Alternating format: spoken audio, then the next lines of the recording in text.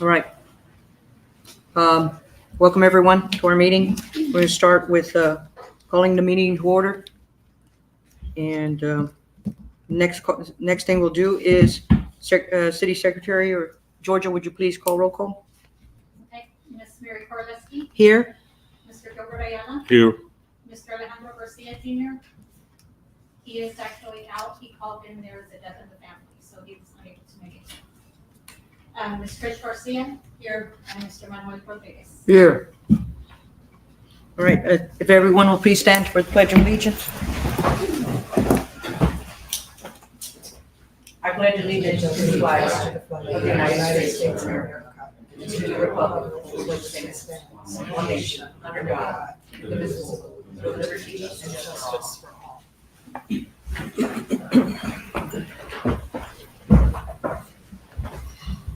sorry, you don't have to excuse Mr. Garcia.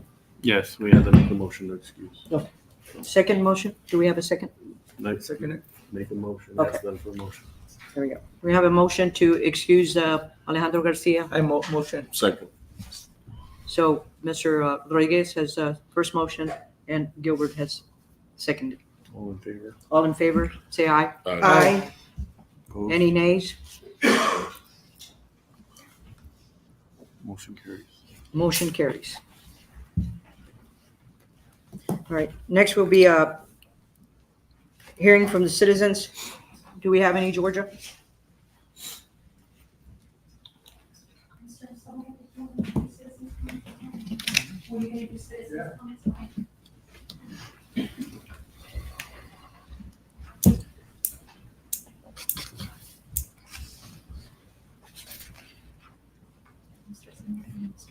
Okay. So on number 4, citizens to be heard. City Council, remember that we cannot discuss anything at the present time on these issues, nor may take any action at this time. Mr. Zamora, would you please come up to the podium?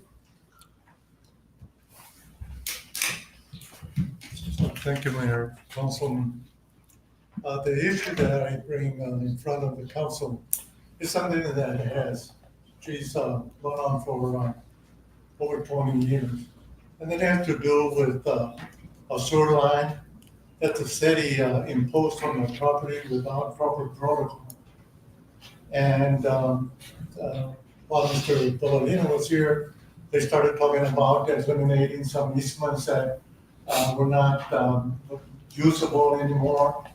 And we discussed that because there are some easements in question, not only the one that they're infringing on, but other easements that we discussed that we could probably eliminate. When he left, I went to our administrator, David, and we talked about that. And then I found out that there was a civil engineer that represented the city at Jorge Martinez, I think. And I contacted him and we met, and I thought that we were all in consensus. Well, after a while, Mr. Martinez didn't want to answer the calls.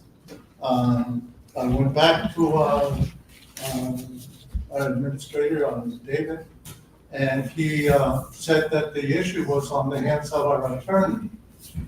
So I contacted Mr. Penman, and he said he knew about the situation and that he was going to call a meeting. Well, up to now, nothing has happened. So it's my concern is that nothing's happening, and I'm just wondering who's responsible for dealing with this. And that's why I'm here in front of the council and the mayor, because I would like for us to deal with it and get it out of the way. So that's one of the issues that I had. The other one is that up to now, I've been told that I'm the chairman of the Plaza Florita project. And I know that it's come to a standstill. I sent out all the information that we had outlined, all the things that could be done. I know, I guess, I don't know if it's true, but there's an investigation that has sort of stopped the project, but it should not affect all the things that could have been done. So I'm here to make sure that I am the representative of the Plaza project. And the other one is, to sit down with somebody so we can start doing some of the work that can be done regardless of the legalities that exist. Thank you, Mr. Thank Zamora. you. Next in line is Billy Alvarado. Please come to the podium. Good evening. Before we started, I believe I had the secretary hand out some material to you. If y'all could look at that for just for a second. The very first picture I have is an overview of downtown by the post office with a pink line going through it. That's where the drain is from, right next to Ace Hardware. That drain is two 36-inch culverts that runs all the way from the back of Ace Hardware right there through the railroad tracks over to North Market. The next picture shows where it comes out on North Market to go to culvert. However, instead of two 36-inch culverts, it continues into one 36-inch culvert, which has a steel fence around it that prevents anybody from having any kind of accident running off in there and just that. Of course, we're on the dead end. There's only 3 houses down there, but it is. The factor is, if you notice the next picture where it has the tree and the vertical panels, you can see all the debris and stuff that's been thrown in there to keep that roadway from washing away. The roadway is washing away. If you look at the very last picture of the tree leaning, I know this is something that's been there for a long time. It didn't happen overnight.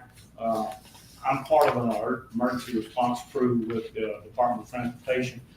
During the heavy rains and hurricanes and stuff, I need to get out and they call me to do support.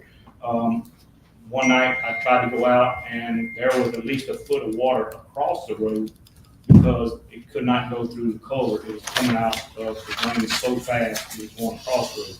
That debris, that road is being washed away on the opposite side now. There's no way it can wash away on the beginning side because of the one culvert that has a head wall on it.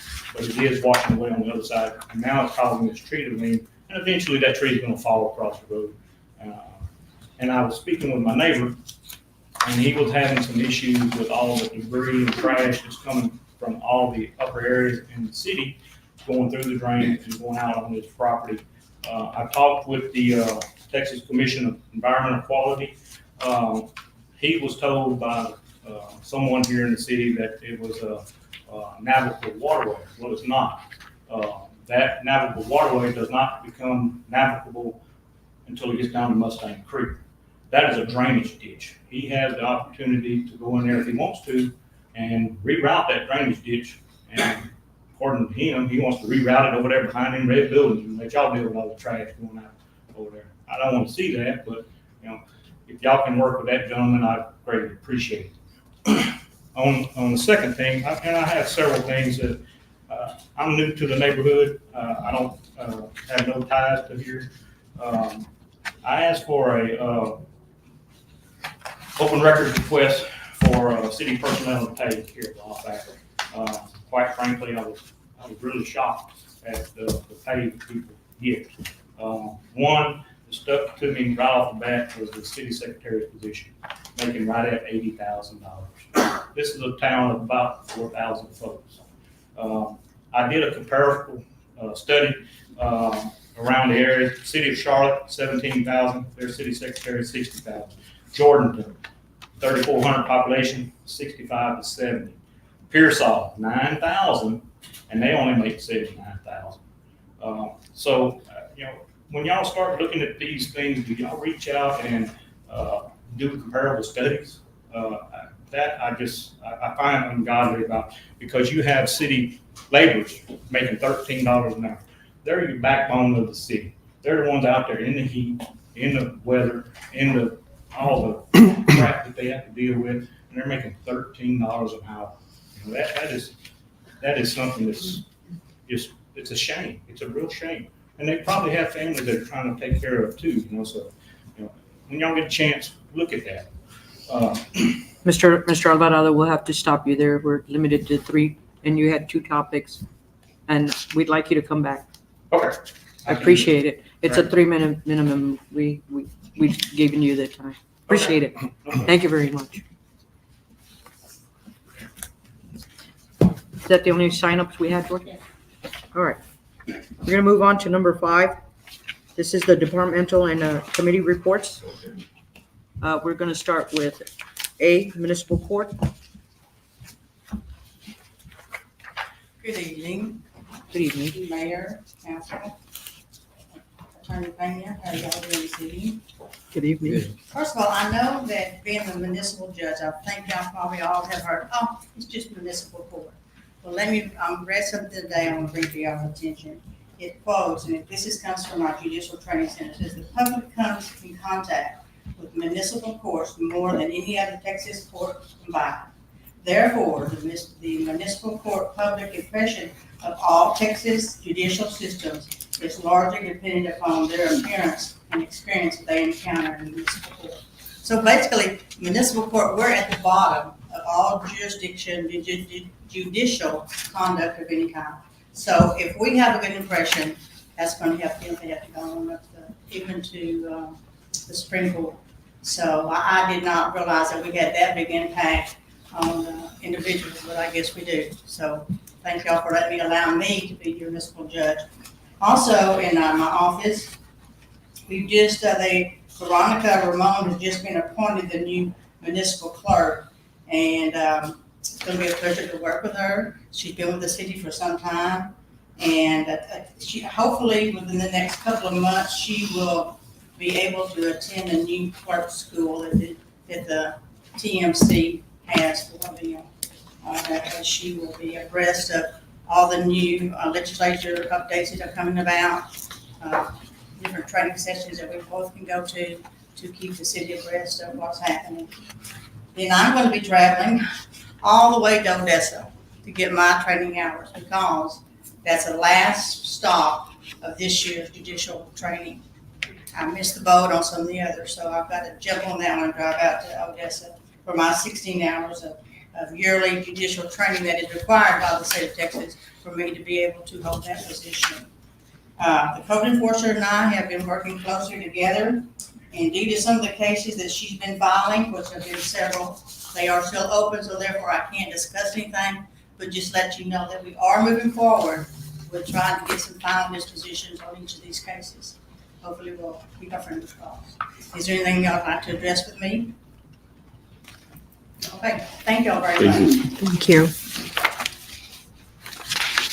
Next is B, code compliance.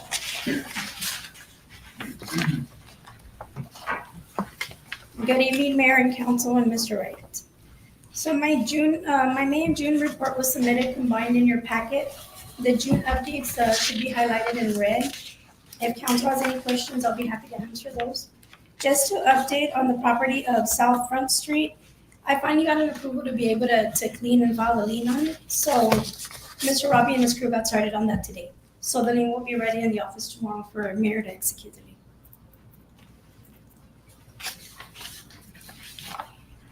Next, we have water and waste water. Thank you. I have a question. Oh, I'm sorry. Was there any Oh, I'm questions? sorry. Go ahead.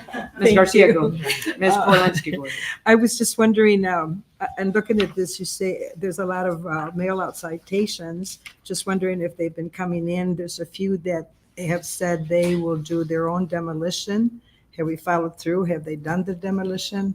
On those, the demolitions that council had approved back in 18 and 19, I went through them.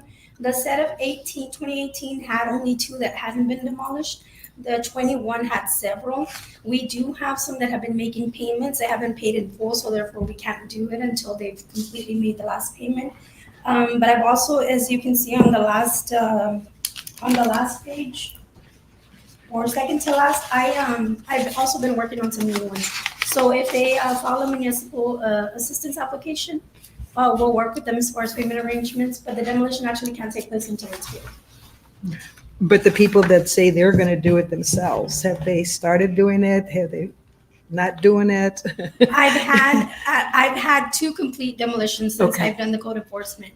And we do have to communicate with them because they're not allowed to bring in their own containers. So we do stay on top of them. Great, And they have to get their permit also. good, So if I drive around and I see that there's nothing posted, or I'll just make a stop just to make sure. great. But yes, ma'am, and to answer on the violation letters, I had 77 completed. Again, the weather doesn't let up and the grass grows. Yes, But I had 77 that were completely, either they're working on it or they've been completely cleaned. And I have 18 that are still outstanding. So I've been doing a lot of door-to-door contact since the letters do come back. great. Thank you so much. You're welcome. Thank you. Any other questions for code compliance? Thank you. Thank you. Okay, now we have C, water and wastewater. Jim? Good evening, Mayor, Council, Mr. Wright. Water report for the month of May. The aquifer is sitting at 528 feet. Our water demand for the month of May was 33,712,000 gallons with a daily demand of 1.1 million gallons per day. An update on the water wells. Well, number 9, we have received some of the parts. We received the check valve. We did receive the check valve and the other valve as well that we were waiting for. We haven't replaced it yet due to the fact that the swimming pool well is still down. They did replace the motor. The first motor that we ordered was the wrong one, so we had to go back and get the original one.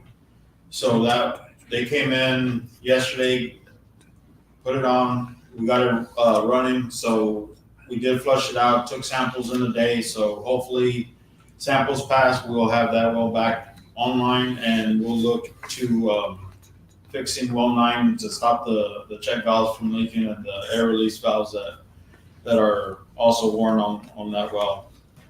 We also had the booster pump that had gone out. We had to get that overnighted because we couldn't just run off the Buckley well. And that booster pump is up and running as well. As far as the Carrizo well bypass, we're still waiting on the parts to come in. I was told it'd be 6 to 8 weeks, which would be around the middle of this month. So hopefully we'll be getting those parts in so we can begin doing the bypass. Cristo Rey, the pump went out there at the cemetery, so that it was pulled and replaced the same day. And that well feeds the municipal solid waste and the Cristo Rey, so we had to get that done as quickly as possible. On the AMR project, we have our water meter, automated meter readers. We're still waiting to hear back from the Texas Water Development Board. It's in their hands, and all we're waiting is on their approval. Also, I've been currently working on our CCRs, which is our Consumer Confidence Report for 2023. That is due on July 1st. That should be being mailed out here soon, within the next week or so. We have a TCQ inspection coming up on July 9th. I've also been working on the water conservation plan and utility profile for the Texas Water Development Board. Been doing revisions to the site operating plan, monitoring plan, and the site sampling plan. The last time was 3 years ago when I've done them, and I have to review them every 3 years just to make sure everything's up to date on them. And it's also good because our inspection's coming up next month. So Going back on the meters, how many meters are they going to be installed in for the city? We will be installing, I believe it's around 1,400. That's all residential or commercial? Both. Both. Yeah, Yes, sir. so the 1,400 number, the reason is that number instead of the 1,734 is because we already have a large amount of these meters in the ground that we're gonna be using. We are this is coming out of our 2015 funds that I believe we got $15 million from Texas Water Development Board. 1 million of that money was forgiveness. The forgiveness portion was never used. It sat at the end of the loan, and this is the project that the council picked to use that grant money for, the forgiveness for. Like Jimmy said, it's sitting with Texas Water Development Board. We're waiting for approval. As soon as they give us approval, we're going to do a force account. City staff from all departments will be going and replacing meters to get this operational as soon as possible. The AMR radio read is going to give us the ability to take out human error. Of course, we're going to have to watch it. We've had issues with other tests that we've used on AMR products. This product, they pretty much came to me in 2017 and said, here's 10 meters, give it a try. Okay, put it in the ground. 17, 18, 19, all the way till now, we've had 0 issues with their meters. After the first year, we started purchasing their meters, and that's why we probably purchased about 400 or so between commercial and residential. And we've had 0 problems with them. So we're moving forward with it. So total 2,400. I mean 2,400. Well, a total connections active and inactive is 1,100 for the city. 1,734 is active connections between commercial and residential. That number fluctuates, so don't hold me to it. So one day it could be more, one day from month to month it fluctuates, but we're right around that amount. Number 7 on Jimmy's report also, flood mapping project, Lomar. This has been a hot topic for people that have flood insurance in Cotulla. The Mustang Creek, we did a project. We had our engineers come out and they designed, or they looked at the flood area of the creek. What they found is that years ago, the map that was designed showed houses in the flood area that actually were not in a flood area. So we were designed a complete map. People were paying insurance here for flood areas that they weren't in. Oh, excuse me. Okay. Yeah, I'm Train of all right. thought. Yeah, I'm okay. Okay. For flood areas they weren't in. It got revised. 500 properties were taken out of the flood zone. FEMA approved this last week. We put the letter online for people to take and go ahead and pull it so they can send it to their insurance companies and cancel the insurance. So that's all I had to say with what David's report. Great. Those are residents that take out loans and they require for an insurance and that's to take over that flood program, I guess. Correct. So when they're designated within the floodplain, and FEMA has a map that shows that are in the floodplain, they automatically have to pay the flood insurance. FEMA approved the map that we designed. Like I said, it took 500 properties out. Wow. It's online. They can pull it, submit it to their insurance company, and they don't have to pay that insurance anymore. Wow. Any more questions on the waste one? Jimmy, you doing gas too, or is it? No, I still have my wastewater. Okay. On the wastewater, I don't have very much except on just to report on the wastewater project. That was a sewer line running from the airport down to Martinez Street. And they, back in April 16th, they were completed. We did a walkthrough, created a punch list. Contractors came back out. They claimed to have completed that punch list. We went out Tuesday. Don Berger, the engineer, and we went out there, walked the sewer line, and they missed a few stuff. There's not very many items. I mean, they were just minor things like not bolting down the manholes. I believe there was like 7 of them, and there was one area where the dirt started collapsing in. It wasn't compacted correctly, so they have to redo that as well. So they said they would be out here today to finish up and make those corrections. So once we'll go back out there. Once they say they completed it, we'll go back out there and double check it just to make sure everything's correct. This project also came out of the Texas Water Development Board funds from 2015, which was a zero interest loan that the city received. The city, between that one in 2015, there was one in 2019, the city received $19 million in zero interest loans from Texas Water Development Board, which we did this project. We did the new elevated tower that you see in town. We did 2 water wells in town, both priced for total projects around $2.8 million each. And of course, we're going and doing the AMR at this point, but that money's almost all but exhausted. I have an agenda item on here tonight for probably the last project that's within the scope of that loan. So, which is a wastewater project. Great. Any questions? I have questions. Go ahead, Matt. And this clogging debris, besides dirt and stuff falling in there, are we talking household debris? Wipes are the main, is one of the biggest issues. Wipes, grease, coming from the prison, sometimes you see the ramen noodle wrappers.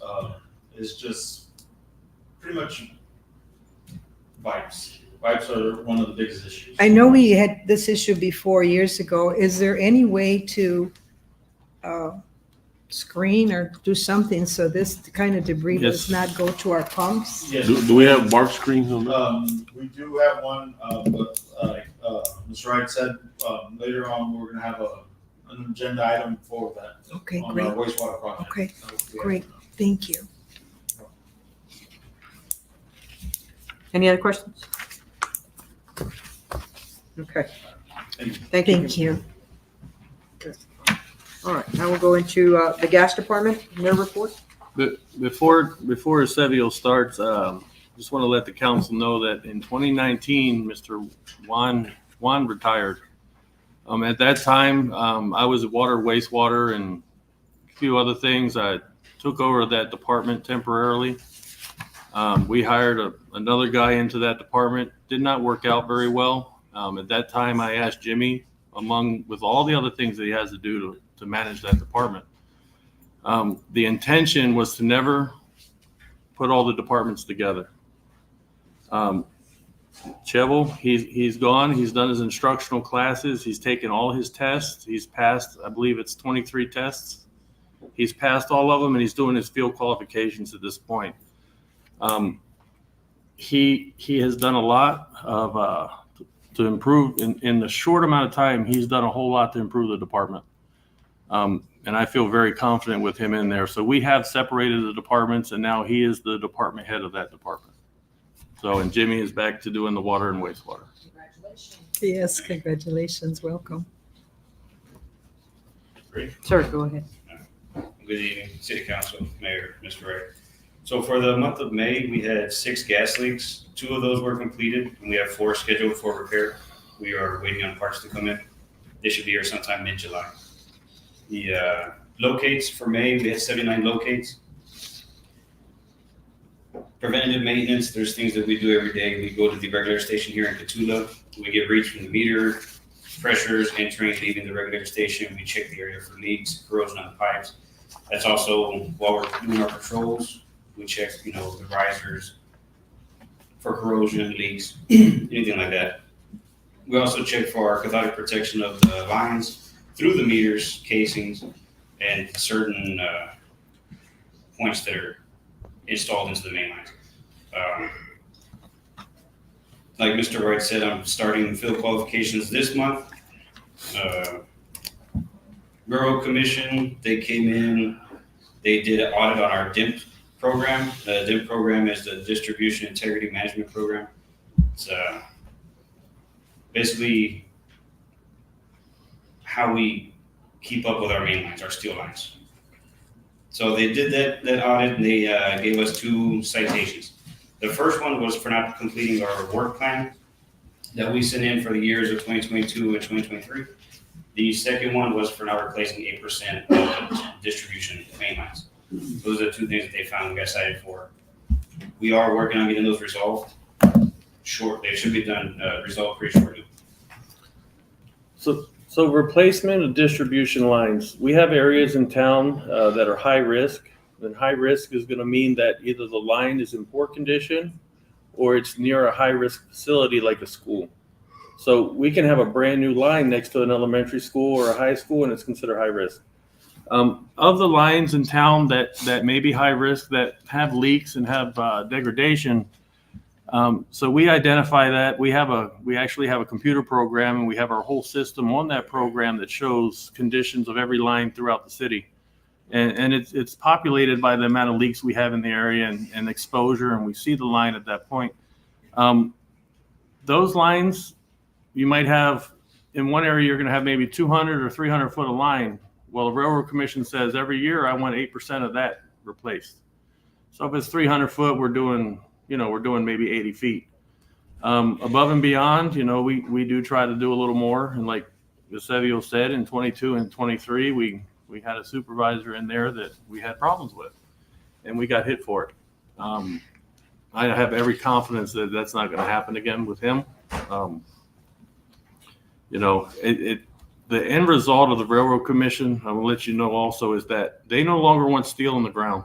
They want us to go to a poly-type pipe, a plastic pipe. So they're going to do everything they can to make sure that happens. My opinion is that it almost feels like they want to put the municipalities out of business and have us go to a bigger company like CenterPoint or something like that.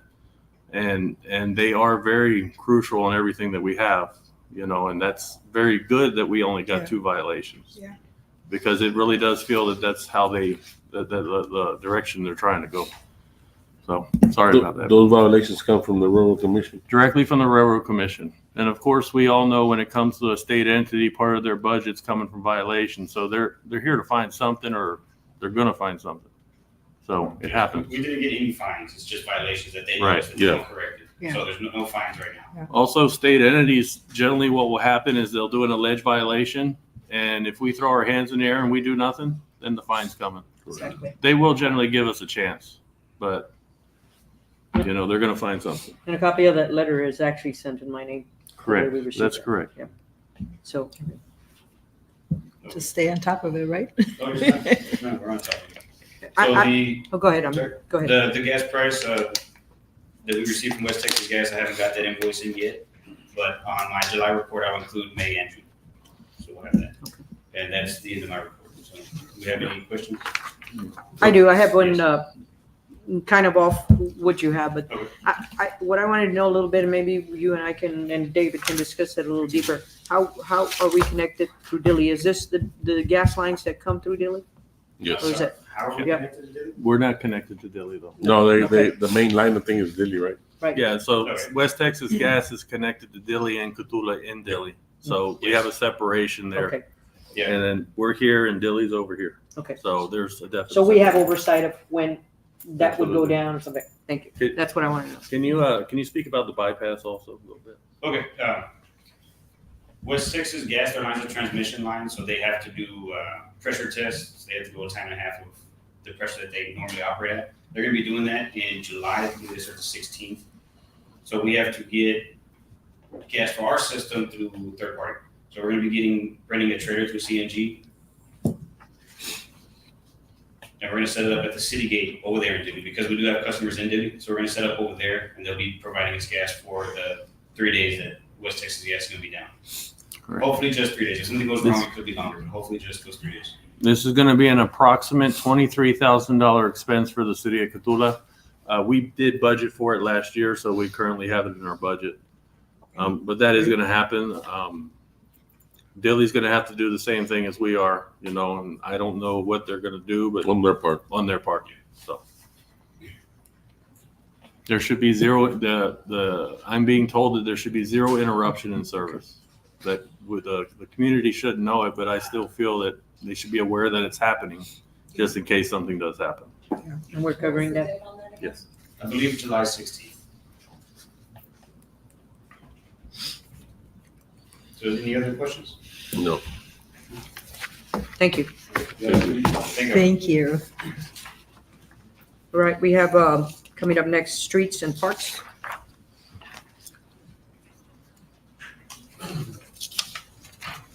Good evening, Mayor, City Council members, Mr. Wright.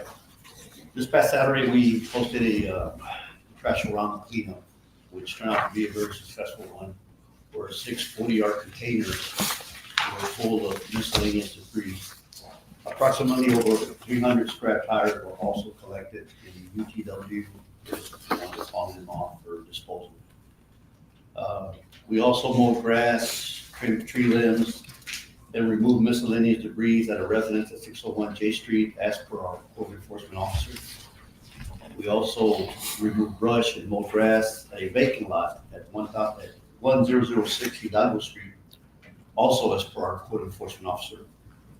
And we also utilized the front end loader to clear brush on a property lot adjacent to the Scottish Hotel on Las Palmas as per our code enforcement officer and customer code.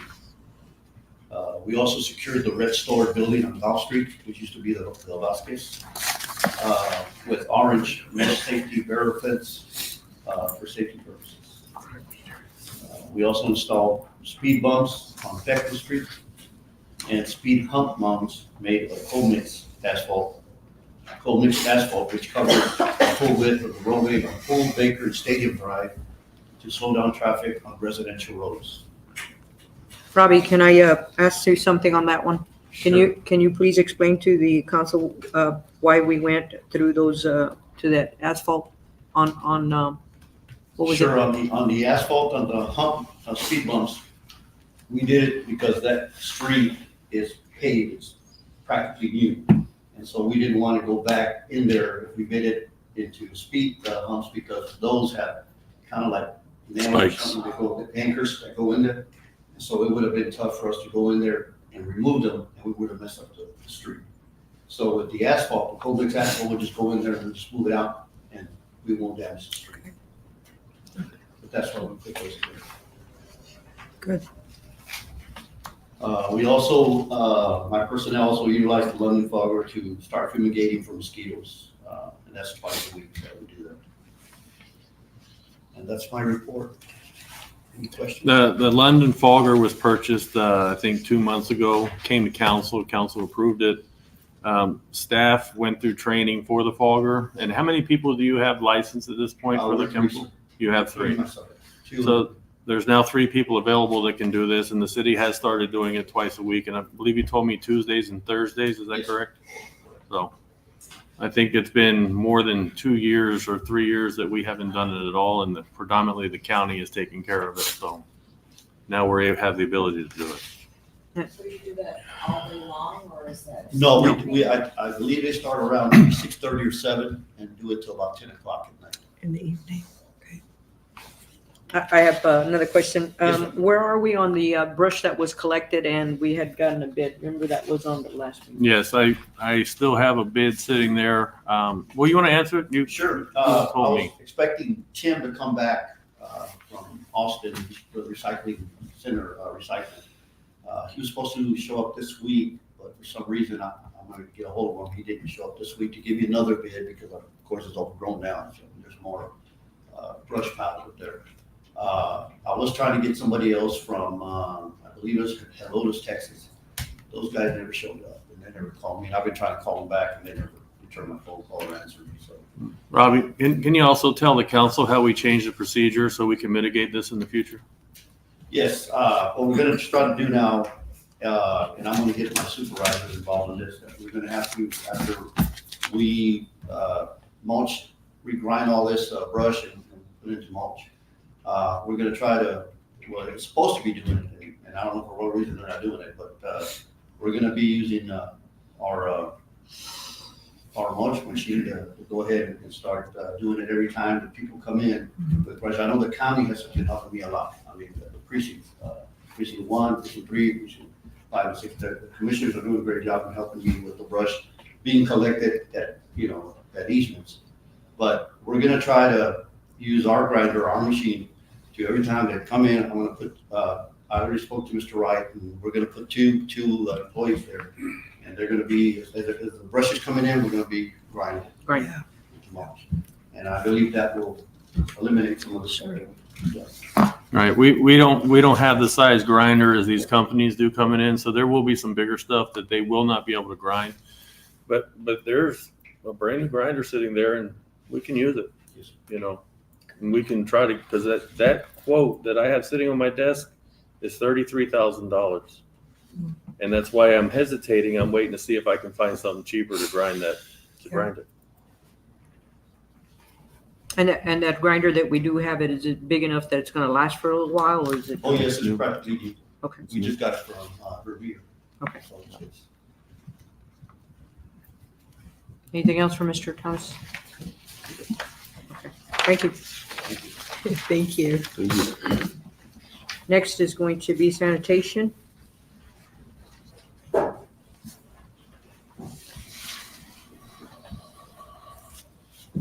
Good evening, Mayor, council members, Mr. Wright.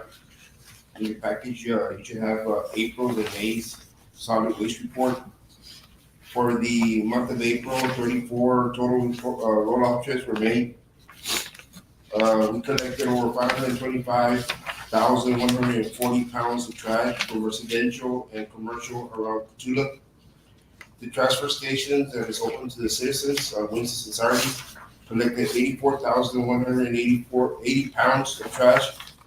The metal that we transported was 7,760.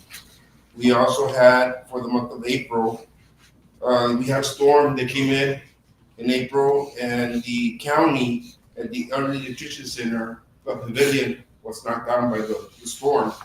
And we provided a 40-yarder for them. That amount was 5,840 pounds, 2.92 tons. Also, in April, the street department demolition of a house in Orozco Street. That took 6 40-yard containers for the total amount of 90,460 pounds that was collected from that demolition in April. In May, 27 total railroad trips were made. The transfer station collected 596,040 pounds of trash. The transfer station, I'm sorry, that's the commercial trash and residential trash. The transfer station collected 50,000 pounds of trash. And we also had a rental on Tito Street. We rented a 40-yard container for 5,160 pounds. And we also had a container placed at the Flores residence on Martinez Street to pick up some debris that was there, and that was 4,740 pounds. We also had our annual water sample that is required by our site of operation plan and TCEQ. My report says it's waiting on lab results. I did get the lab results last week, and everything came out good. That's something that we have to do once a year for the manhole at the transfer station. We do have a garbage truck at the Rush Trucking that is being repaired. The AC went out, the condenser, and they're working on that for the trash guys so they can have AC. We are planning to have our last Trash-A-Rama somewhere in October. That will be our third one for this year. If we do one in August, it's too hot. And October, we've seen that October is a really good time of the year. So we're looking sometime in October to have our last Trash-A-Rama. I will have the Trash-A-Ramas, last week's totals for next month's report, how much we collect. Any questions? Thank you, ma'am. Thank you. All right, next up will be animal control with their April, May report.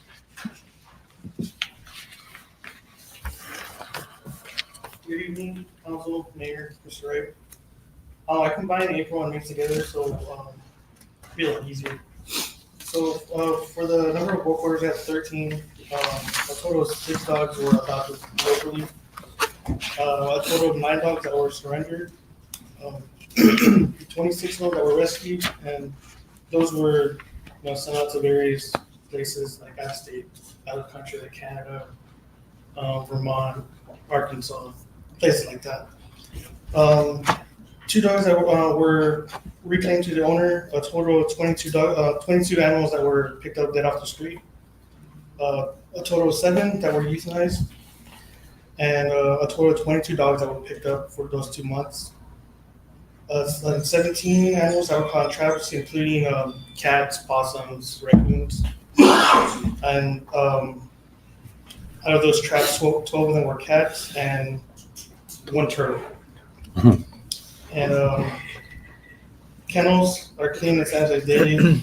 Animals are fed daily. Water is changed daily, and grass is kept up around the shelter. That's my report for it. DJ, can you also let the new council mayor know some of the other duties that you perform for the city? Okay, other than my duties as animal control, I also help out with the sanitation department, driving, the trash trucks, the roll-ups and Grado, and also in the back of the truck. And every now and then, if Mr. Rob is shorthanded, I'll help him out too. David's our utility employee and he, Team player. yeah, team player, that's right. And kudos to you. Any questions? I just have one question. When you return the dogs to the owners, do they pay a fine? Yeah, they pay the $50. the fee to get them back. Thank you. Next up, we have Main Street. Main Street here? No, we're No, gonna skip okay. that one. We're gonna skip Main Street and go into the accounting.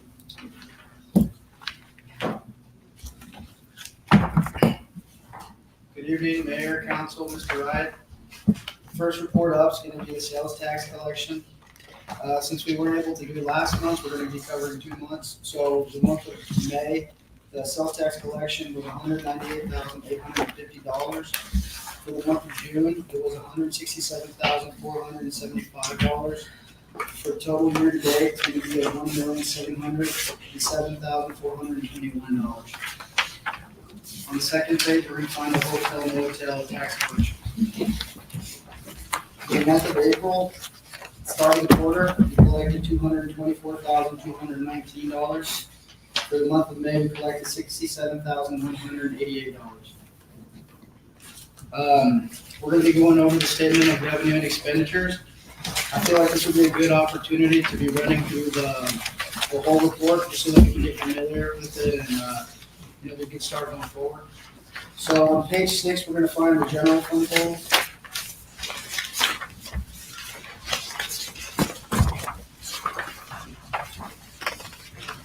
So the total revenue year to date would be $2,408,159.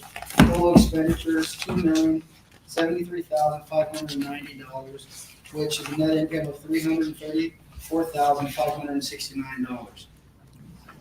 The next totals are going to be on page 9, and they're going to be for the water and sewer.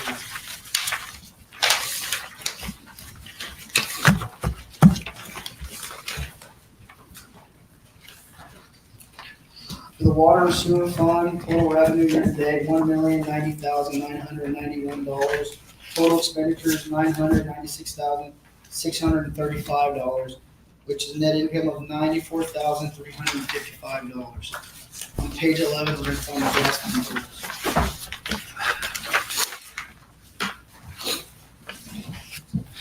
Total revenue year to date, $216,578. Total expenditures year to date, $193,971, which is a net income of $22,606.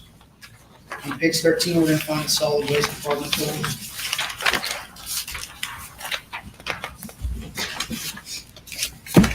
Year-to-date total revenue, $552,267. Total expenditures, $603,042, which is a net loss of $50,774. On the very next page, we're going to find the airport total.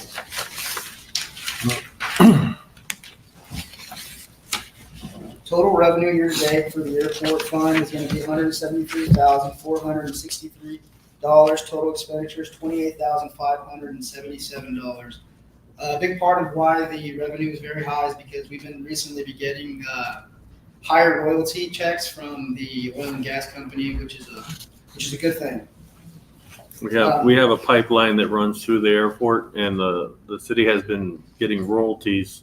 And it's correct that it has fluctuated from month to month, year to year on what the amount has been. Those monies that come in, they're obligated to the airport. The city cannot use them anywhere else. They have to use them on that property. So we use it for the airport. That's itself. correct. So improvements are, one thing is Mr. Page is very active in getting grants and loans and things like that. Not so much loans, but TxDOT has a program to where they'll do like a 90-10. So you have a 90% grant and a 10% loan or 10% payment to TxDOT or whoever the contractor is. So these funds here, I try to let them sit here, and then when he comes with one of those 90-10 programs, we have money sitting there so that we can pay our 10% along with the county. The Correct. county obviously does own half of the airport. City operates it, county has ownership. So, and I know the judge is also very active in the airport. On page 15, we're gonna be covering the hotel motel fund.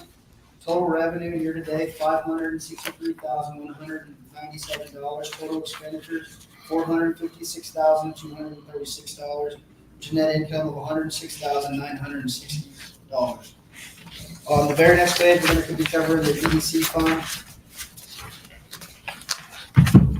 Total revenue year-to-date, $336,580. Total expenditures, $46,754. On page 18, we're going to be going over the Civic Center fund total. Civic Center total revenue year-to-date, $46,400. Total expenditures, $41,710, which is a net income of $4,689. On page 20, we're going to be going over the Main Street fund.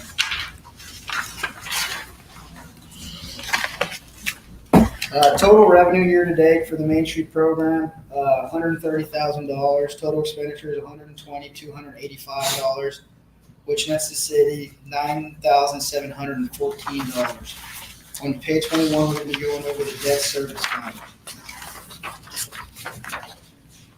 The debt service year-to-date total revenue, $843,274.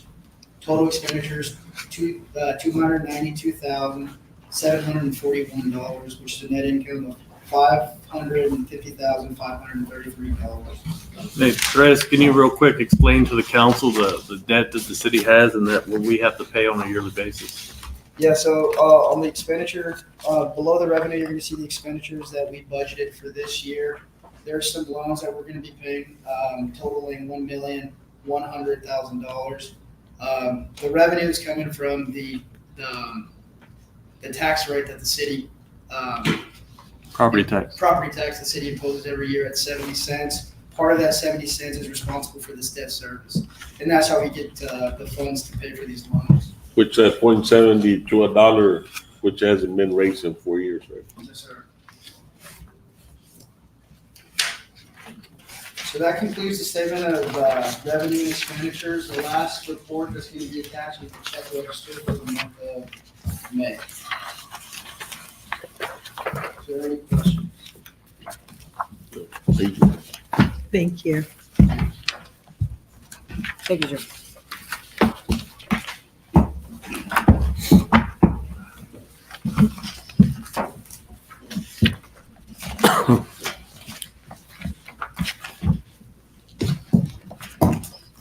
All right, going right into item number 6, approval of minutes.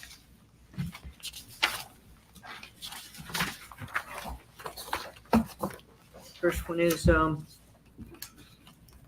April 25th, 2024, 7 p.m. minutes. I'll make a motion. Second it. Mr. Ayala gave the motion. Mr. Rodriguez seconded the motion. All say aye. Aye. And all say nay. I have Ayes have a it. question, Mayor. Yes. I don't know that I can approve these minutes. I wasn't on the council at the time. I believe that she can still approve them even though she wasn't on the council. You weren't on the council, neither was. No. correct? Nor was I. No. So- That's so why, Mayor, that's why I'm asking. do it I if don't it know that I I think typically they don't do can. I it, didn't think so. so we can So bring they- it back. We'll have Hondo here. Okay, and bring it And let back. them approve that, yeah. So we're going to put a, what is it called, table? Or what is it? Table to the next meeting. Tabled for the next commissioners meeting, city council meeting. Right? So you need a motion to do that. So I need a motion to Make a motion. table. Take- Mr. Ayala, second it. table, Mr. Ayala, second, and then second by Mr. Rodriguez. Okay, so April's minutes will be held for the next city council meeting. Yes, ma'am. What about the May ones? The May, Yes. Yes, That was in there also. yes. So do you want? to do same, this same for, April? I believe the May one was the same, right? You didn't Well, we were on the participate in council May for the May one. Mhm. We May were here for that 16th. one. Yeah, So we can vote on that. Only the April one. We're gonna, Right. So the next meeting in minutes is the meeting in minutes for Thursday, May 16th. And do we have any discussion on it? No? I- Go ahead. Yes, ma'am. there's some corrections that I see in the minutes here. Number 6, it's a typo. It's not issue a table, but a tablet, so if we could correct that. And then on 7 and 8, I'm confused because there's no paperwork on 7 and 8. And I believe that on 7, we did make a motion for the, Yes. there's just no, Yes, ma'am. Thank you for bringing it. I remember that. okay.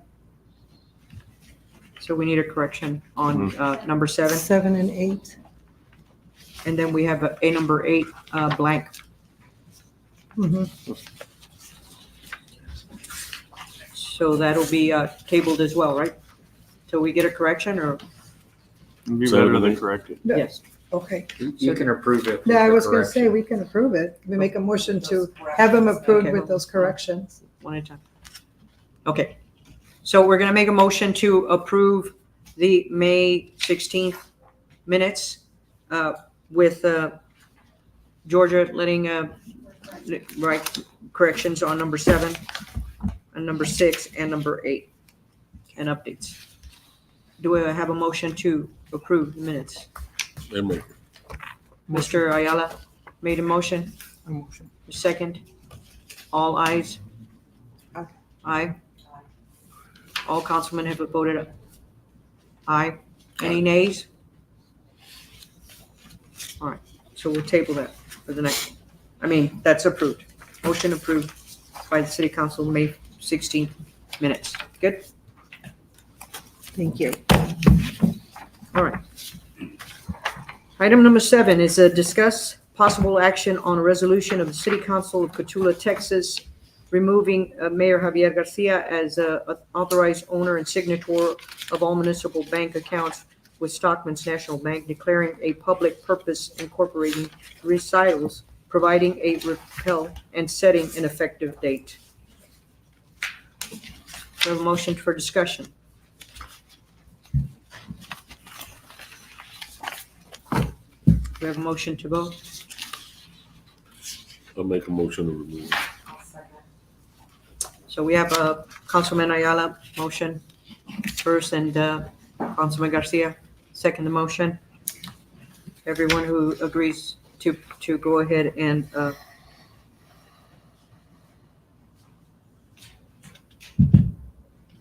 to pass a resolution, vote aye. Aye. Aye. Do we have any nays? So number 7, discussion and possible action and resolution has passed.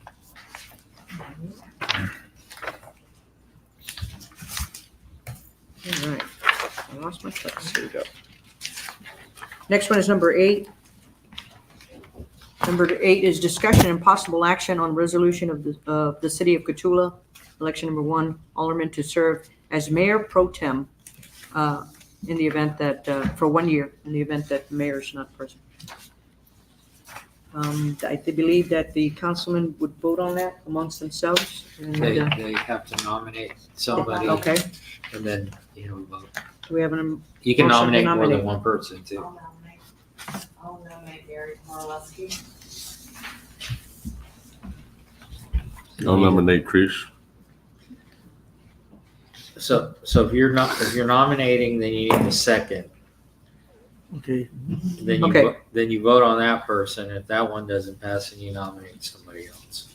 Okay, so we have Councilman Garcia nominating Mary. Ms. Mary Corleski And so you as need a Mayor Pro second. Tem for 1 year.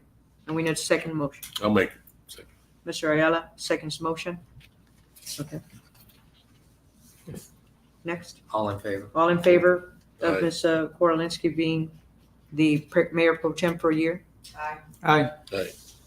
All councilmen, Motion 3 passes. councilmen, I'm sorry? Motion passes. Motion passes.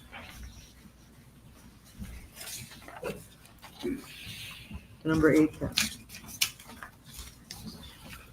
Number 9, discussion and possible action to approve a preliminary and final plat submitted by Catula Village Park subdivision. Do you have information? Mr. Martinez, Jorge Martinez, will make the presentation. Good evening, Mayor, members of the council. My name is Jorge Martinez, for the record, with Topside Civil Group. I represent the applicant, what you see before you, and I brought different copies in case the one in your packet is not big enough. I have an 11 by 17, and I have a large one as well, in case you all want to review it or look at it. The intent of this replat, or this plat, I should say, is to plat an unplatted piece of property, 10 acres off Lone Star. If you're familiar with the area, it's Catula Village, right off Lone Star, right before the turn coming from 35. The applicant is looking to plat to comply with city requirements. This plat, the way it's presented, complies with all your standards, all your ordinances, as it's presented here today.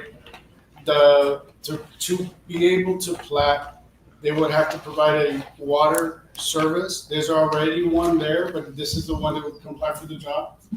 And a sewer line they already have a sewer service. Part of the public improvements for the plat that we're proposing, besides the water service, is another fire hydrant along Lone Star. That would also help for the city to be able to maintain the lines. The letter of credit that is in your packet is a total of $9,600. What that means is when the applicant comes in to try to record the plat, he has to either post a letter of credit for that amount, or he can do the improvements subject to the city's inspection. So that's really what we're here to present, and I'm here to answer any questions y'all may have or anything you want to discuss. This particular person they're looking to do a phase 2 of the Catula Village, and they want to put in housing. I think it's going to be a modular home development. That's what they've been talking about pretty much the whole time. I don't think we're going to get any brick and mortar houses, but we are going to get some housing. At least something. Right, something. Is this in the city or in the ETJ? This is actually in city limits, these properties.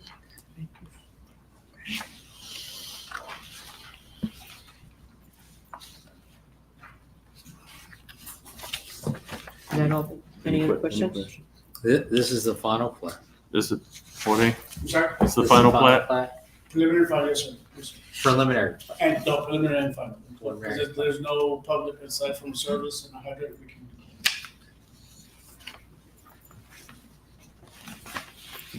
All right. So discussion taken. Do we have a motion to vote on, approve preliminary and final plot for subdivision?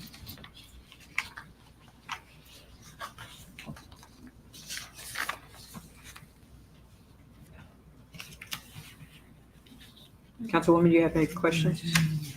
Well, I just don't know that much about this or anything. It sounds, I don't. So there's a survey and then there's a plat. Survey marks the property, the total property as a whole. A plat is used to say, okay, well, this is where the water service is going to be. This is where the sewer is. This is where we're going to have our construction. It outlines everything that they're going to do on the property. Okay. So that's what they've gone through. They have gone through the proper process. They did hire Mr. Martinez, and he created the plat for them. This is really just like a preliminary thing before they start to build. So, And this is next to the electric fence, or what is it, Yes, Medina that Electric? actually falls within this property where it makes that turn, the transmission lines. So this is standard process for any lot of record in the city. Anybody that comes in that wants to get services from the city that have to comply this way. This ensures the city that they're doing everything the way they're supposed to. And they have to hire an engineer who's licensed and a surveyor who's registered to do these. And it puts that obligation on us to make sure we comply. So it's really, your approval is not making you responsible, it's making us, showing you that we're here to present the item as it is. Okay, thank So you. Mr. Martinez also serves as the city's engineer. Correct. So who's looked at this other than Mr. Martinez? Nobody. Who else has looked at it? Anybody? No, I submit it to you and I comply Right. with all. Well, yeah, So I'm not the acting only here other as one. a Right. reviewer, but I'm. So what I would recommend Mhm. is that you deny it, have him bring it back, let some other engineer that we use take a look at it, make sure Okay. it's in line, then bring it back for final approval. Because if Okay. you don't approve or deny within 30 days of submission, it's approved. Okay, understood. Nothing to do with Yeah, Mr. right, Martinez, right. but we have somebody else we can have take a look Two at will be it. a copy. Right. Right. Understood. I feel more comfortable. You can do that. I can do it. Just for a question, do they have to repay the fees again? Well, That denies or So is it it- reconsideration? Yeah, in the ordinance, there's a set fee for them to pay, and that's what they've paid. I don't foresee there being any more charge. Oh, I see. So Yeah. we're just gonna have, we're gonna have to do our due We're only diligence. doing it because no one Right, representing no, the city's ever looked at it. is it a table or because you're saying after a certain amount You of time, have, it needs to be denied, Denied. otherwise we run into that problem. Okay, and then I just resubmit for it. And resubmit it, and it's up to the council if there's another fee that we're required. I Right. don't see why we would. Yeah, in the ordinance, there's a set fee, and then if we have to do anything extra, it's our due diligence, I would expect. And so what engineer are you gonna send it to? I'm not sure yet. I'm gonna have to see. Generally, that Mr. Jorge's done probably almost all the plats in the city. Right. You know, so we've used him. Y'all use them too? I'd have to find somebody else. And we oversee this, so we know exactly what it's saying.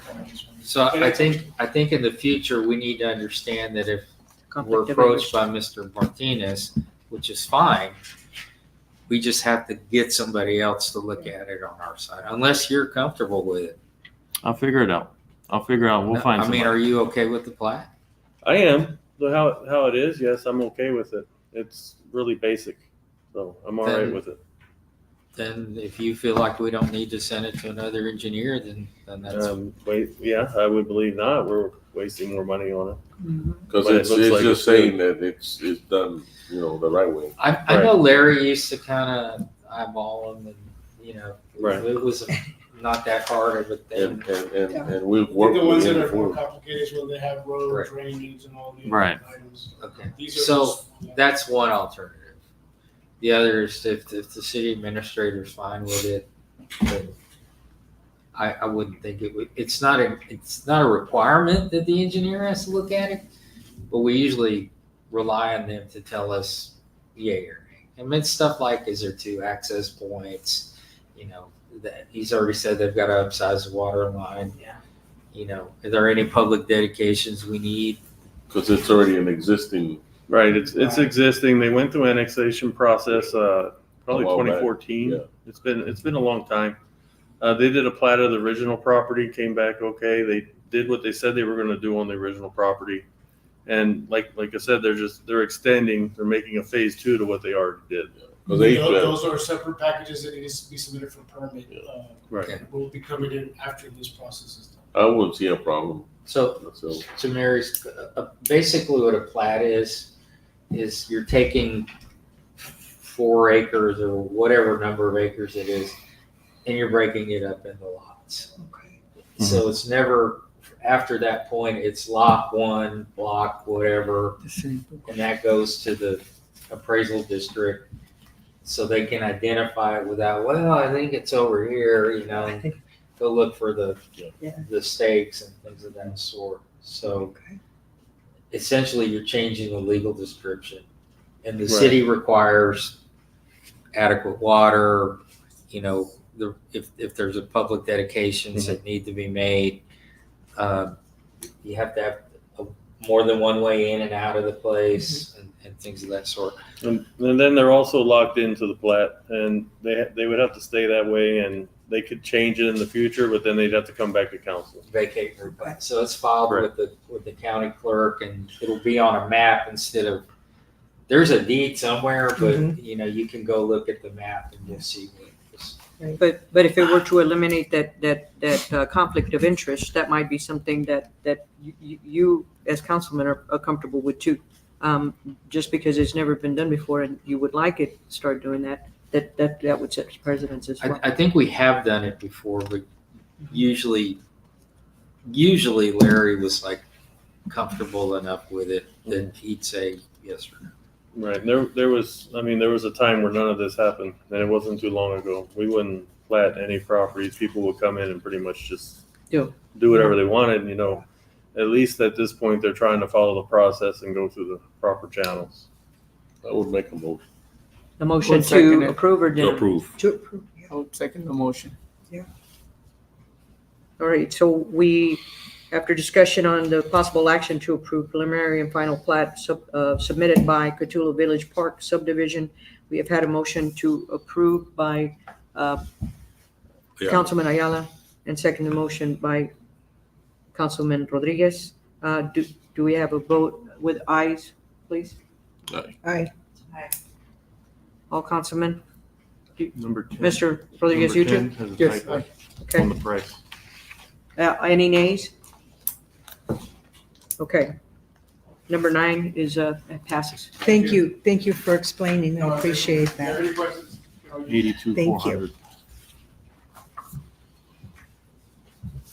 All right, moving on to number 10, discussion and possible action to approve task order number 2 submitted by CDM Smith for the City of Cotulla WWTP improvements projects in the amount of 82,000. That's supposed to be 400? 400, yes. Steve, is that going to need to be tabled because it's not Does clear? does it need to be paid today?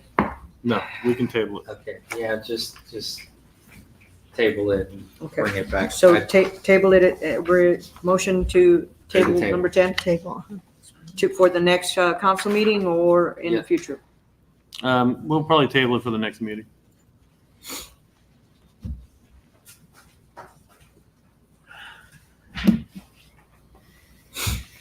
So motion to table number 10. Do I have a motion? Councilman Rodriguez and Councilman Garcia, second motion. Number 11. Let's get to number 11. Discussion and possible action to approve the purchase of a 2023 John Deere Z950M Z-Track for Street and Park Department in the amount of $12,700. This one here, in 2023, the city of Cotulla reestablished the Parks Department. It was defunct for several years. It is under Public Works. It's under Robbie Thomas. They've requested this lawnmower for the Parks Department. He currently has no lawnmower. He's using what the Street Department has to use for all the easements and everywhere else. Price, Robbie brought me quotes. I thought they were very high, so I started looking myself, and I found out that that's what it is nowadays. This lawnmower here, we purchased it probably 4 years ago for $9,000, and now it's 12. They really need the piece of equipment. It is in the operating budget, and I'd like to see if we could have it approved. So we have a motion to approve the purchase of a 2023 John Deere. I'll make a motion. I have Councilman Rodriguez, first motion, and Ms. Korolinsky, second the motion.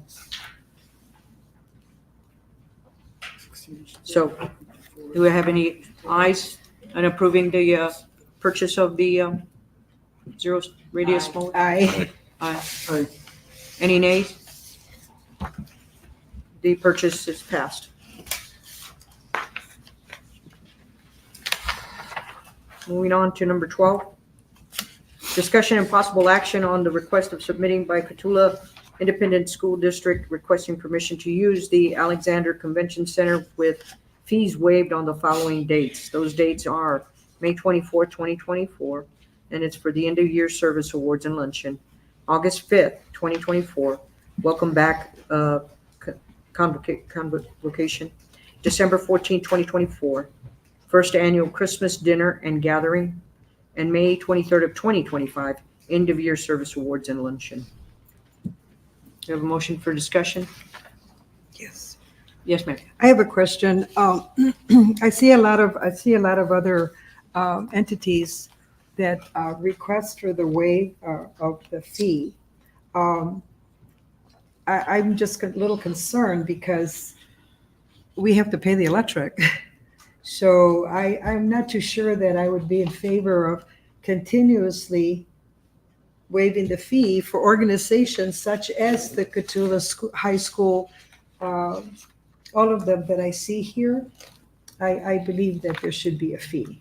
So in discussion, we were looking at it and we kind of had the same sentiments. We were trying to review how we could do that and still be, mitigate the situation and still get paid for the expenditures. Of course. And some of the things we were in discussion with was maybe still, it's 1, 2, 3, 4 dates. Maybe still having the deposit done in the event that there is damage, and then and holding that $400 deposit for all 4 events, you know.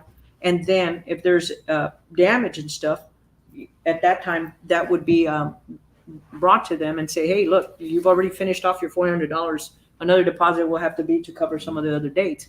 The other thing we were looking at was possibly looking at how much electricity we spend on that building, and those days at least covering some of that expenditure on you know, the maintenance and repair of it, the electricity and what was it, water?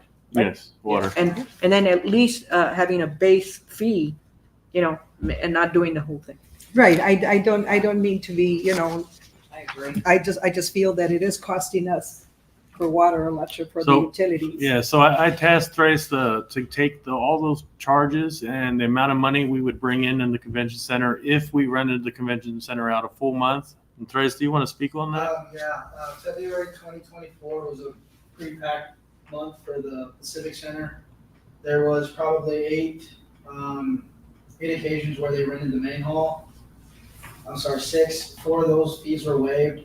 After you kind of add up all the total costs and then subtracted the utilities, phone, all the things necessary to get this thing going, we only probably made about $100.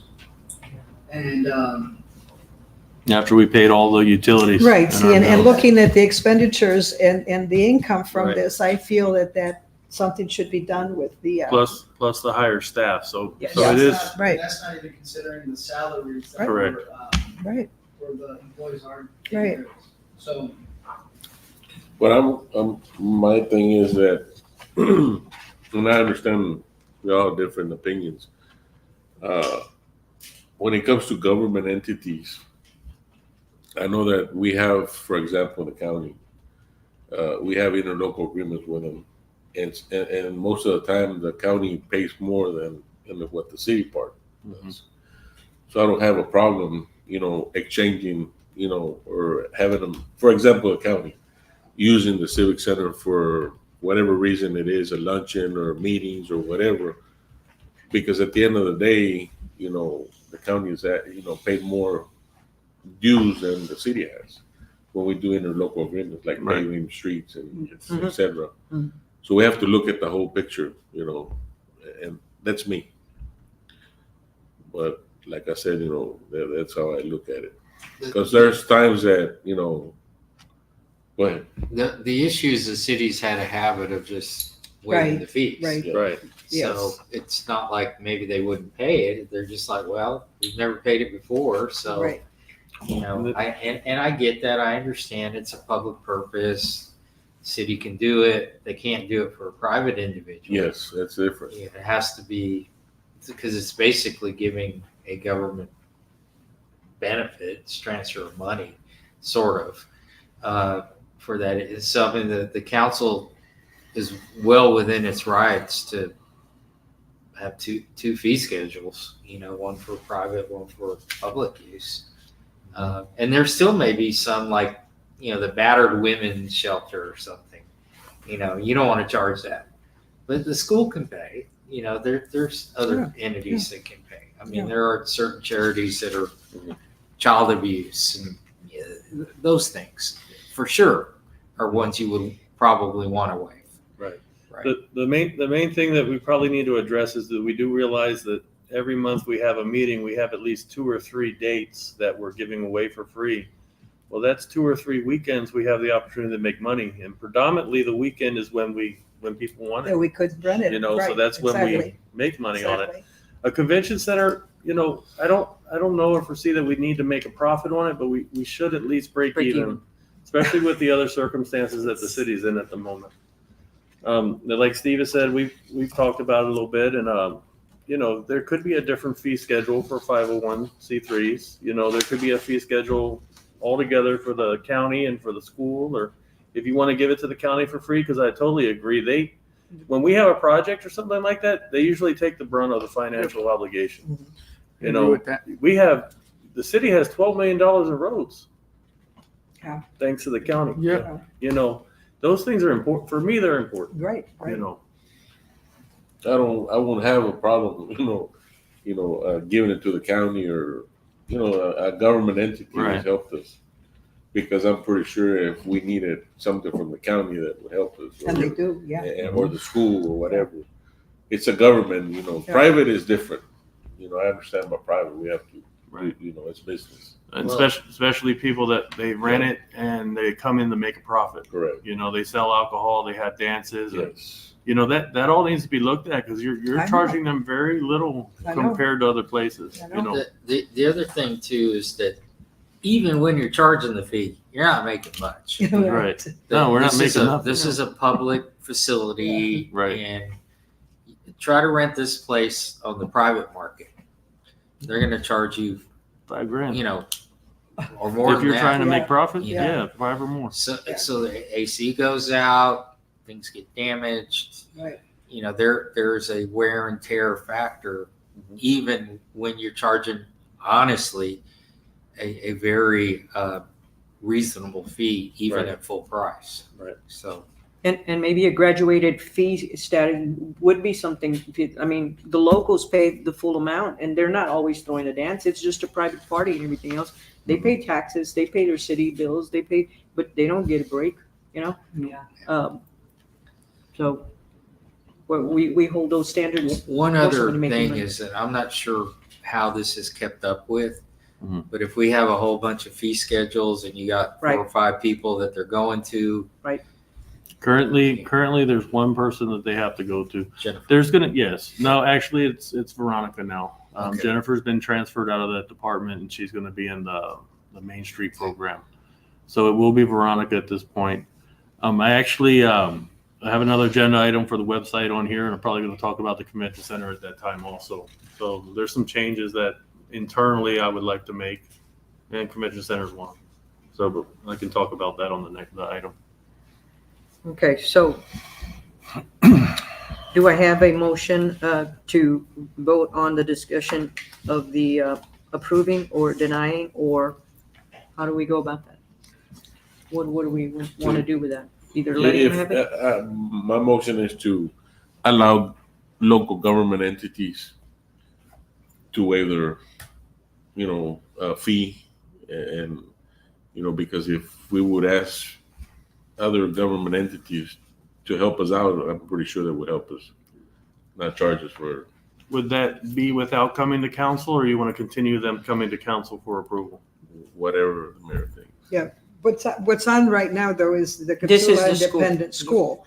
And the other question that I have on that, not only there should be a fee in my opinion, I don't think that we should approve 4 or 5 dates at a time. They should come in as they meet that date. If there's a Christmas party going on for them here for their Christmas dinner, that's wonderful, December 14th. What if a private family comes, and says, I need that on the 14th, and they come before the school, they should have a chance to also be able to say yay or nay, and we would charge private citizen a lot more than we would charge Catula ISD, but I just feel that, I feel that it should come as needed. I would not approve all of these dates. So- Only one should be approval.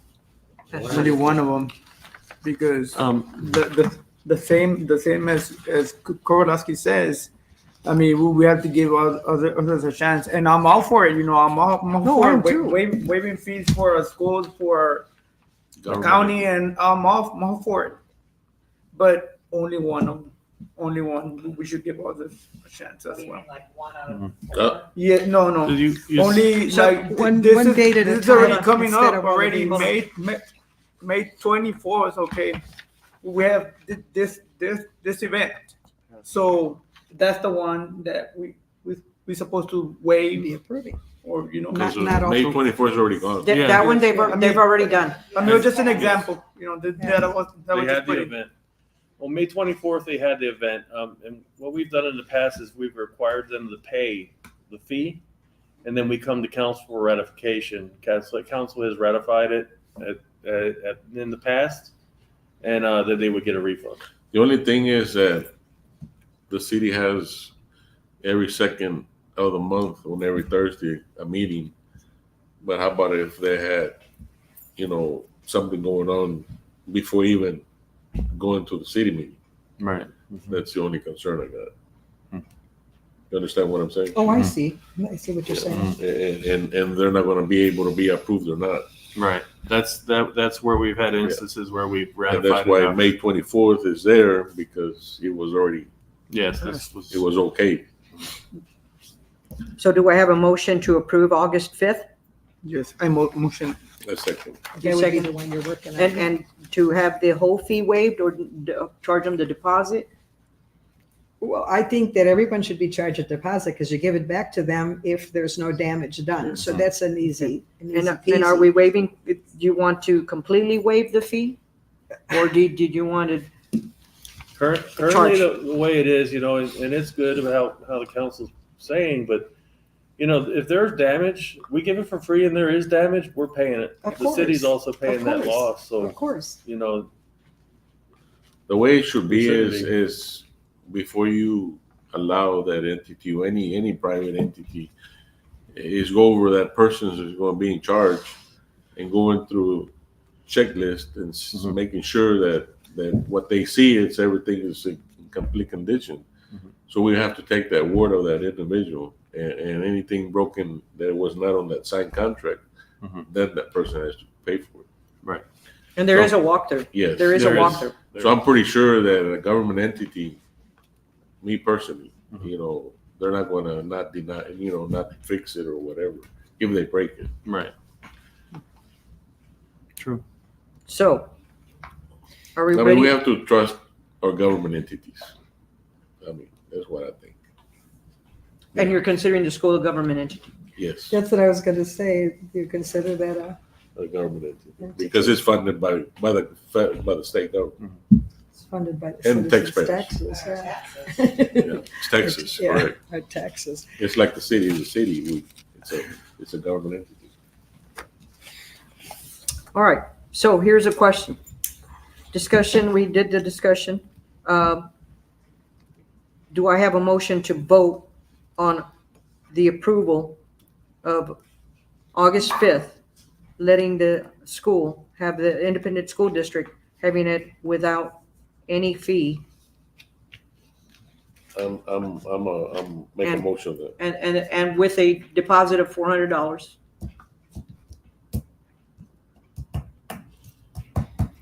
The deposit is refunded once the event's over and everything. We always tell them if it's left in the condition that you received it, you will get your. I motion. Of course.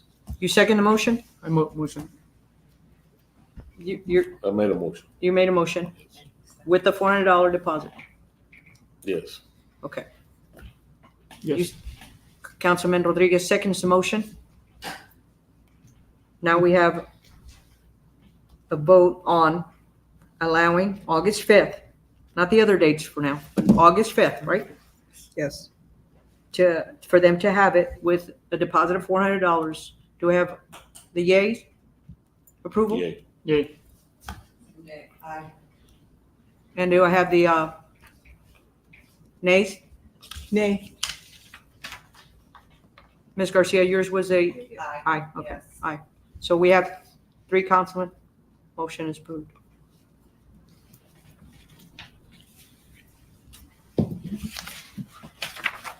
Okay, moving on to number 13.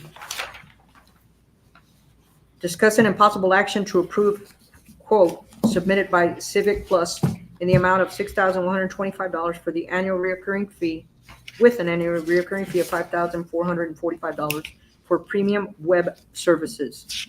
We open it to discussion. Yeah, so this, we've actually been talking about this quite a while, and even when Mr. Dovalina was here, we were talking about this. I started going around and looking at different websites through the state of Texas. A lot of them were on the coast that I looked at: Rockport, Portland, Aransas Pass, City of Corpus Christi, Bandera, Texas, and Sinton. And I noticed as I was looking, these particular websites, I believe them to be excellent. The ease of use and availability information on the website was very good.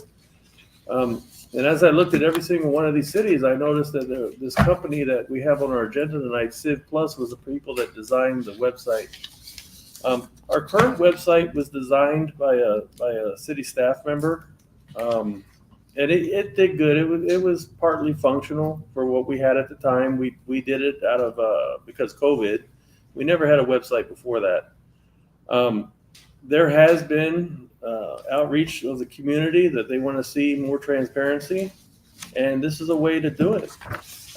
This company is going to design the website for the city of Cotulla, and they're also going to design the website for the Main Street program for that price that they show here. When we have a new website, I see that our Edmunds GovTech, which is the software that we use for our billing and for every operation of the city, there's a lot of options that we have that we are not utilizing. One, for instance, is payment of the convention center online. It can be set up like when you book a hotel. This is the date, this is the time. It'll tell you if it's available or not.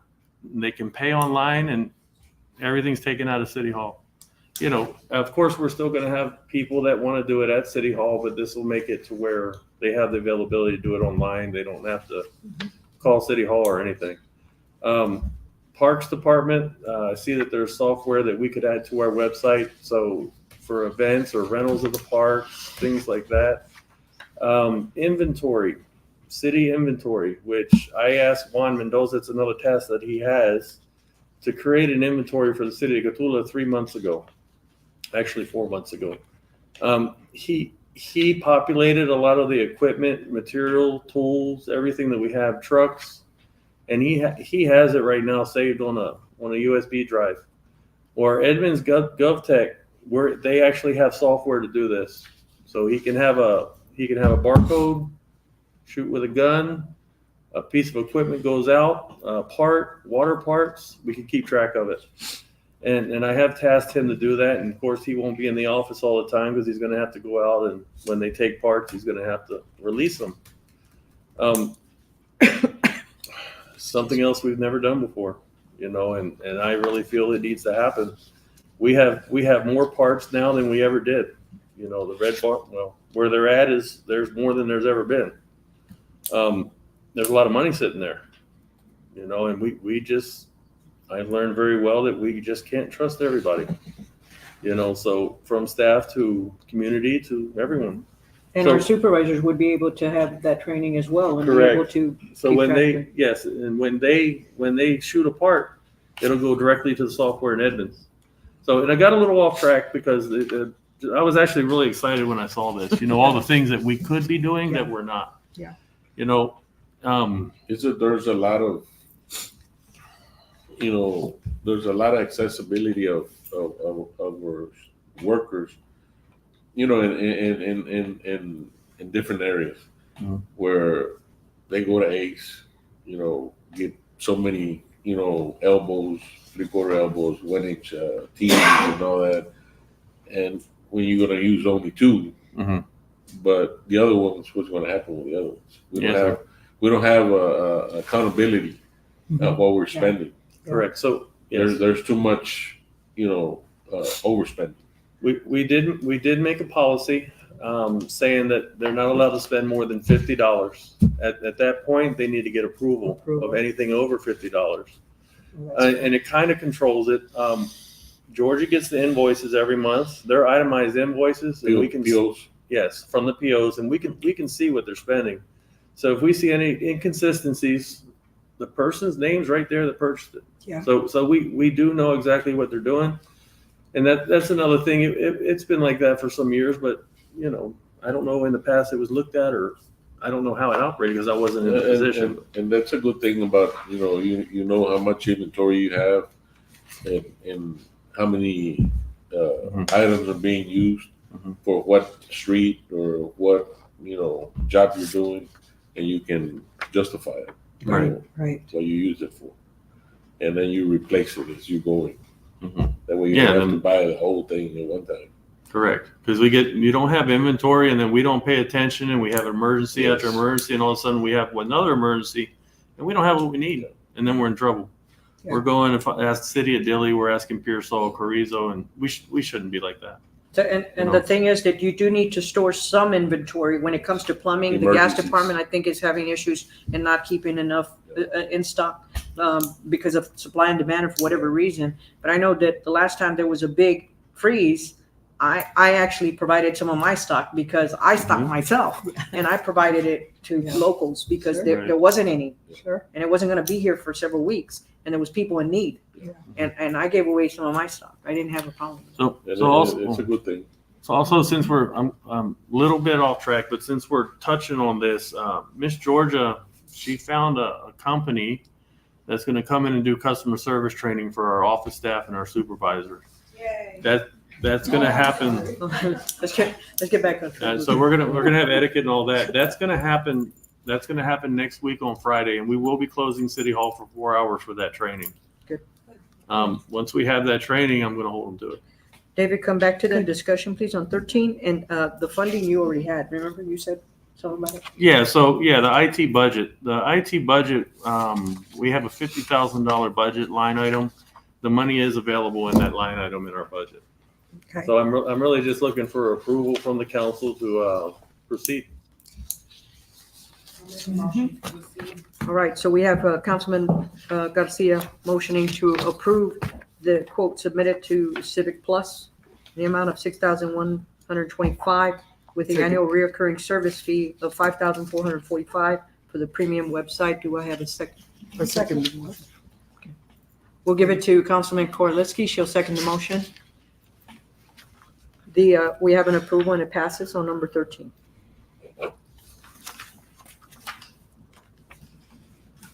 All right, number 14, discussion and possible action. I'm sorry. I'm sorry. The ayes, let's vote. Aye. I'll get on Aye. track, I promise. I'll get this done. Sorry. Okay, well, let's have all in favor? Aye. Aye. Okay, we have all councilmen voting aye. We have any nays? No, the motion passes. All right, now I'll go to 14. Discussion and possible action on the ordinance amending 4th of July budget line item to add an additional maybe 10,000, but not more than, it's going to be capped to help cover expenses. And we'll let David discuss that. So 4th of July this year, LaSalle County is pretty much doing all the preparation for it. City of Cotulla is assisting. They're going to have two big bands this year, and I believe it's De Paranda and Duelo. And then they have a few smaller bands that are coming in. Going through the budget, there was some concerns from the fire chief on how many porta potties we would have and just different items as far as safety aspect. And it did put us over the budget. The guest, we did put $10,000. We do not believe we're going to reach $10,000. Will be something probably way less than that, but I just wanted to make sure that we would have enough to cover.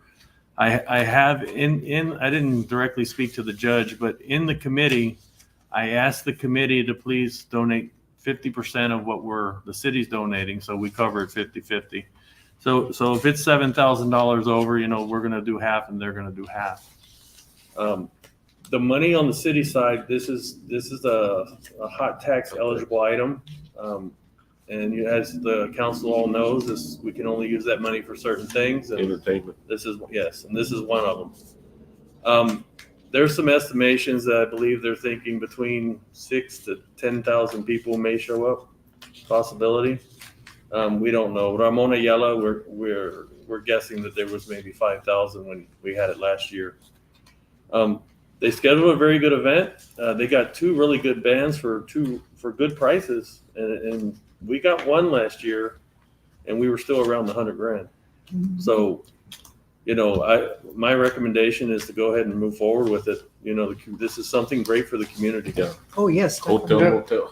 That's right. And it's already been posted and it's coming, so, I'll make a motion. So what is the Make a funds second. that it was costing originally, and now we're going to add 10,000? What's the total? So the original amount was $100,000. The city gave 50 and the county gave 50. Okay.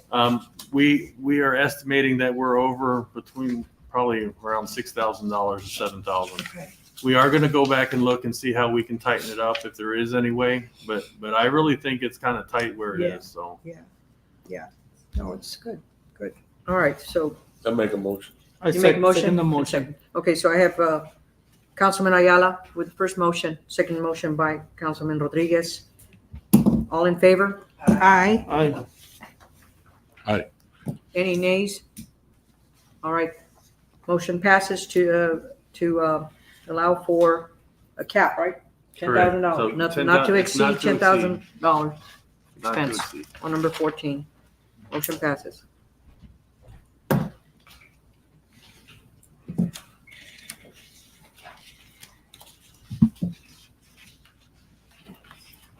All right, next topic is number 15. And this is discussion and possible action on amending city attorney fees agreement, adding an Exhibit B containing litigation rates. And would you like to speak on that, Attorney? Yeah, Mayor, this is my law partner who will be doing the litigation with Candlewood and the rest of them. He wanted to bring the rates that he charges for litigating in line with what he's charging his other municipal clients. And I said, well, I have to take that back to the city. And we're not changing what I charge. It's just what's going to happen with the litigation, hotel occupancy stuff. It's a little bit higher, but we do potentially recover those back in those cases, on those type of cases. And this would apply to any litigation we do if the council approves it. I see. The last fee agreement we brought was in 2017. We hadn't asked for any changes.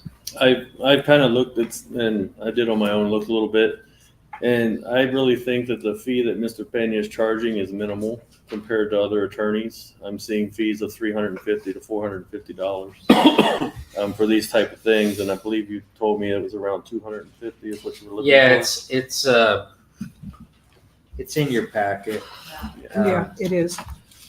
So recommendation from staff Yeah, would it's be to approve. $250 for Jesse, and then who's the main attorney, but some of the other attorneys that are younger lawyers, $230 for 5 to 15, less than 5 years, $190, and then the paralegals.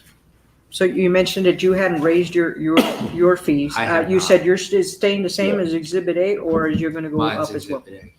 I don't do litigation. Generally, I don't do litigation. So when we came and asked for authority last time, I said, hey, you do it. Yeah, that's what he does. Because sometimes they could get complicated. And you need somebody that just does that. So this Although would- I did do the one for this one next door. Yeah, for Petro State. The city currently has, it's approximate because I don't have the exact number in front of me, but it's about $440,000 in hot tax proceeds owed to the city that are not being paid to the city. So we are at the point where we need to have litigation. We need to have lawsuits against them to retrieve these funds. And yeah. Yeah, it was approved on the- we approved for them to go ahead. Yes. So these rates here for B is for litigation only. Right, litigation. Okay, And that thank would you. be whoever's doing it. Doing the, yes. Thank you. Okay. So on number 15, do we have a motion to take it to vote? I make a motion. I make a motion. Okay, we had Councilman Rodriguez make the motion to vote on it and backed by Councilman Garcia. So we have a discussion and the possible action to go ahead and approve Exhibit B for litigation rates, litigation only. And do we have, can we vote on that? Aye. Aye. Everybody in favor, aye. And any nays?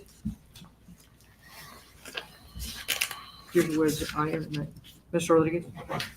Aye. Thank you. So the motion passes to allow the Exhibit B, the attorney fees for litigation to pass.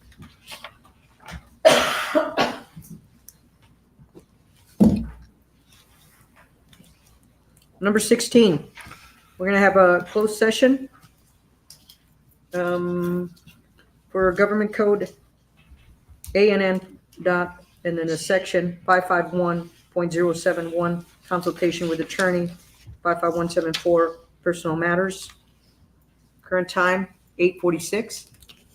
Mayor, I'd like to ask for B of closed session to be tabled to a later date. So you said, which one? B? B? Yes, ma'am. We need a motion. I'll Yeah, make a you're gonna need a motion. Second. So we have Councilman Ayala making a motion to table B, Table B. and Councilman Garcia to table, second the motion. So we'll be going into closed session, right? Yes. Yeah. 8:46.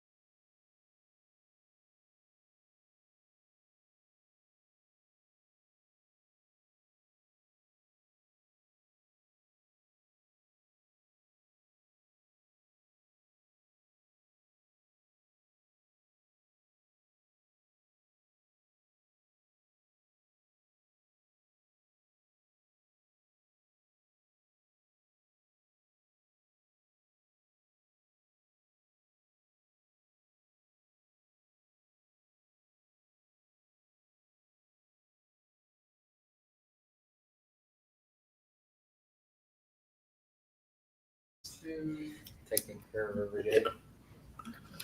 All right, it's, time is 9:21 PM. We're back in open session.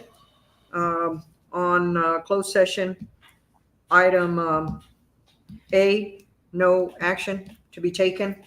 And item B, we're gonna table that for next And meeting. there was no action. And there was taken. no action taken on anything. No votes, no motions. All right, so what's next? Motion. Motion to, what? Adjourn. Adjourn, make a motion. Okay, now, open session is closed. Motion to adjourn, number 18, we're at number 18. I make a motion. Councilman Ayala makes a motion. Second it. Councilman Rodriguez seconds the motion. Yay. All in favor? Aye. The nays? We're adjourned.